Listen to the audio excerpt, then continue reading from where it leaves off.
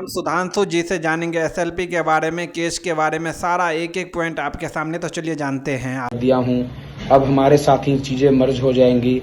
तो मैं उनको बताना चाह रहा हूँ कि भाई साहब, आपने एसएलपी जैसे किया, फ्लाइट से उड़ के गया, जिस माध्यम से भी गया, हड़बड़ी में जो भी कुछ करके आया, मैं बहुत ही बारीकी से, बहुत ही सलीके से गया और अपनी सारी चीज़ों को क्लियर करके, अपनी जितने भी डॉक्यूमेंट उसमें प्रॉपर वे में सही तरीके से जो लग रहे थे उनको लगाकर मैं वापस आया। एक बहुत ही छोटे अमाउंट में, मात्र एक एसएलपी में मेरा जो है 50,000 रुपये खर्च हुआ है, जबकि आपका एसएलपी में, आपने जैसा बता रहा था कि मेरा एसएलपी में 2.5 लाख रुपये खर्च हुआ है। 2.5 लाख खर्च करने के बावजूद भी आपके एसएलपी में हमसे ज्यादा डिफेक्ट निकला और आज तक, अभी तक आपका एसएलपी नंबर भी आपको नहीं मिला है, जबकि मैं छोटा अमाउंट से एसएलपी किया और मेरे में डिफेक्ट भी आपसे कम था। डिफेक्ट तो लगना तय है हर एक केस में, लेकिन कितना लग रहा है वो देखना होता है। तो मेरा डिफेक्ट आप पोर्टल पे देख सकते हैं, आप सर्च कर सकते हैं डायरी नंबर डालकर, आपका और मेरा एसएलपी में जो डिफेक्ट है आपसे कम डिफेक्ट लगा है और फाइनली वो डिफेक्ट भी मेरा हट गया और मुझे एसएलपी नंबर भी मिल गया। ठीक है, अब हम ये जानना चाह रहे हैं कि जब आप अभी जो दावा कर रहे हैं कि हम आपके साथ मर्ज हो गए, तो आपके केस में एसएलपी नंबर अभी तक क्यों नहीं मिला? ठीक है, आपकी बातों को मैं हटा देता हूँ। रही बात मेरी बातों की, तो मैं जो एसएलपी किया था उसका एसएलपी नंबर मुझे आज मिल गया। अब हमारा केस जो है लिस्टिंग पे चढ़ेगा। लिस्टिंग अभी हम नहीं करवाएंगे। जो लोग बोल रहे हैं कि मैं जून में ही लिस्टिंग करवा के बहस करवाऊंगा, ऐसा नहीं है। हमारा जो बहस का टाइम होगा वो जुलाई में होगा।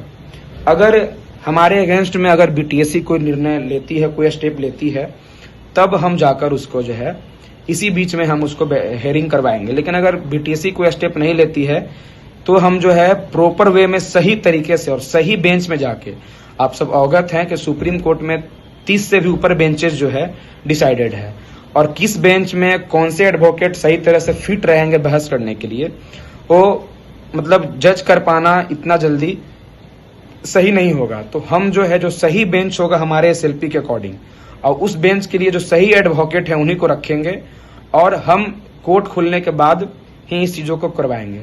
मैंने पहले ही बताया कि अगर बीच में बीटीएससी कोई एक्शन लेती है तो स्पेशल कोर्ट भी, जब कोर्ट बंद होती है उस टाइम भी स्पेशल कोर्ट खुला रहता है, तो हम बीच में भी अपने केस में हेयरिंग करवा सकते हैं। लेकिन जब बीटीएससी एक्शन में नहीं है, चीजें सब कुछ नॉर्मल है, सब कुछ क्लोज चल रहा है, तो हम स्पेशल बेंच में केस को लेके जाएंगे, जहां हमारा एसएलपी सूटेबल तरीके से सुना जाएगा। जो सही बेंच होगा हमारे केस के अकॉर्डिंग, उस हम बेंच में अपना केस को लेके जाएंगे। मैं एसएलपी नंबर, आपका जो सेकंड एसएलपी मेरा दर्ज था, उसका मैं एसएलपी नंबर भी मैं आपको बता दे रहा हूँ।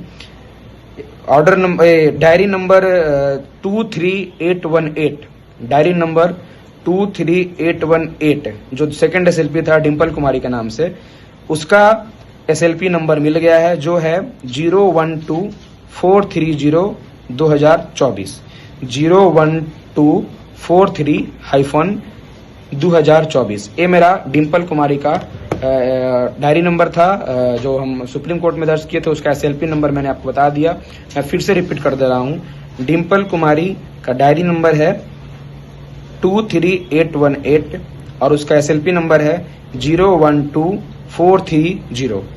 अब ये जो केस है हमारा पूरी तरह से रजिस्टर्ड हो गया और सबसे पहले रजिस्टर्ड हुआ। जो लोग हल्ला कर रहे थे, और पता नहीं उनका पीछे क्या है नहीं है, हम ज्यादा टिप्पणी नहीं करेंगे। हम ज्यादा हल्ला और बकवास नहीं करते हैं। जो चीजें है वो ऑन द ग्राउंड है, आप देख सकते हैं। पहले भी लोगों ने देखा है और आगे भी देखेगा। हमारा जो केस है वो पूरी तरह से सबके सामने रहता है। हम किसी चीजों को मतलब ऐसा नहीं कि हम हाइड करके बोलते हैं। आप सब पोर्टल पे जाएं, सुप्रीम कोर्ट के पोर्टल पे जाएं और जाकर इसको चेक कर सकते हैं। अभी आपको मिला है, आधे घंटे से 40 मिनट के अंदर जो है पोर्टल पे पब्लिश हो जाएगा। सभी लोग अब जो है आप आगे आएं, अपने पेरेंट्स को मोटिवेट करें और इसमें सहयोग करें, ताकि हम अच्छे एडवोकेट को इसमें रखकर हम चीज़ों को जो है अच्छे तरीके से आपके लिए आगे बढ़ाएं। Thank you.